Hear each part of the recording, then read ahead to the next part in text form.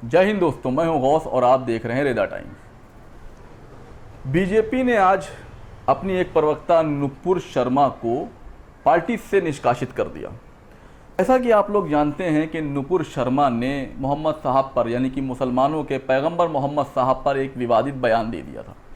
ये विवादित बयान नुपुर शर्मा को इतना भारी पड़ गया कि मुल्क भर में, दिल्ली में, लखनऊ में, गुजरात में, अहमदाबाद में, महाराष्ट्र में, तमाम जगहों पे इनके खिलाफ अदालतों में केस दर्ज हो गया, FIR हो गई।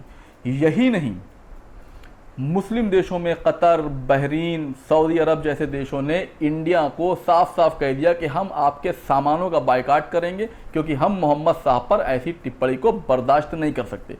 इन्हीं सब चीज़ों को देखते हुए बीजेपी आला कमान ने आज नुपुर शर्मा को साथ में नवीन जिंदल को, दोनों को पार्टी से बाहर कर दिया। नवीन जिंदल को जहां परमानेंट पार्टी से आउट कर दिया गया, पार्टी से बाहर का रास्ता दिखा दिया गया, वहीं नुपुर शर्मा को 6 साल के लिए 6 साल के लिए पार्टी से निष्कासित कर दिया गया। और बीजेपी ने साफ साफ कह दिया कि इस तरह का हम रवैया बर्दाश्त नहीं कर सकते। पार्टी विरोधी ऐसी किसी भी नीति को हम सामान्य तौर पे नहीं कबूल करेंगे। बीजेपी ने कहा कि हमारे लिए सभी धर्म एक बराबर हैं, हम सभी धर्मों का सम्मान करते हैं और किसी भी धर्म के खिलाफ इस तरह की आपत्तिजनक टिप्पणी को हम बर्दाश्त नहीं कर सकते। इसीलिए कड़ा रुख दिखाते हुए बीजेपी ने अपनी इस प्रवक्ता और पार्टी की लीडर नुपुर शर्मा को 6 साल के लिए पार्टी से बाहर का रास्ता दिखा दिया है, जबकि नवीन जिंदल साहब को परमानेंटली छुट्टी दे दी है।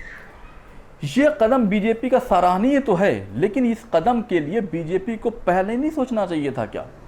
जब तमाम तरीके से इनका विरोध शुरू हुआ, मुस्लिम देशों ने विरोध शुरू कर दिया। आपको याद होगा कि अभी 3 जून को कानपुर में जो दंगे हुए वो भी इसी ट्वीट की वजह से ही हुए। मुस्लिम समुदाय ने इसको बर्दाश्त नहीं किया, तब जाकर के बीजेपी ने इस तरह का कड़ा कदम उठाया है। मैं आशा करता हूँ बीजेपी के आला कमान से कि इस तरह के तमाम अपने जो भी प्रवक्ता हैं उनको ये निर्देश दें कि किसी भी धर्म के लोगों को, खास करके मुसलमानों के खिलाफ जो इस वक्त पूरे प्रदेश में, पूरे देश में एक साजिश चल रही है, इसके लिए आपत्तिजनक टिप्पणियों का इस्तेमाल कम से कम ना किया जाए। हालांकि ये संदेश बीजेपी ने नुपुर को बाहर निकालने से अपने आप दे दिया है कि बीजेपी के प्रवक्ता अपनी ज़बान पर लगाम तो लगाएंगे ही लगाएंगे। लेकिन मेरा मानना यह है कि जिस तरह से टीवी एंकर्स पार्टी के नेताओं को बुला करके उनको भड़काने के लिए मजबूर करते हैं, उनको मसाला देते हैं कि वो विवादित बयान देने पे मजबूर हों, उनके खिलाफ भी कोई ना कोई कार्रवाई करनी चाहिए। आपने देखा होगा कि टीवी डिबेट वाले अक्सर एक मौलाना को, एक पंडित को, एक विपक्षी नेता को, एक बीजेपी के प्रवक्ता को और खुद मिल करके आग में घी डालने का काम करते हैं। और पुराने ज़माने में जैसे मुर्गों को लड़ाया जाता था, वैसे इन लोगों को लड़ाते हैं और अपनी TRP को बढ़ाने का काम करते हैं। नुपुर शर्मा ने, जैसे कि नविका कुमार जो एक टीवी की एंकर है, उसके शो पर ये विवादित भाषण दिया था, विवादित बयान दिया था, जिसके लिए अब वो हर तरफ से घिर गई है, परेशान है। और नवीन जिंदल ने उसी भाषण को रिट्वीट कर दिया था, जिसकी वजह से उनके खिलाफ कार्रवाई की गई। खैर, कुछ हुआ जो भी हो, बीजेपी के इस कार्य को मेरी तरफ से बहुत बहुत बधाई है कि बीजेपी ने कम से कम बड़ा दिल दिखाया और इस तरह की कार्रवाई की। लेकिन मैं ये चाहता हूँ कि बीजेपी वाले खास करके अपने प्रवक्ताओं को ये बता दें, ये संदेश दे दें और ये सख्त हिदायत दे दें कि इस तरह के किसी भी रवैये को बर्दाश्त नहीं किया जाएगा।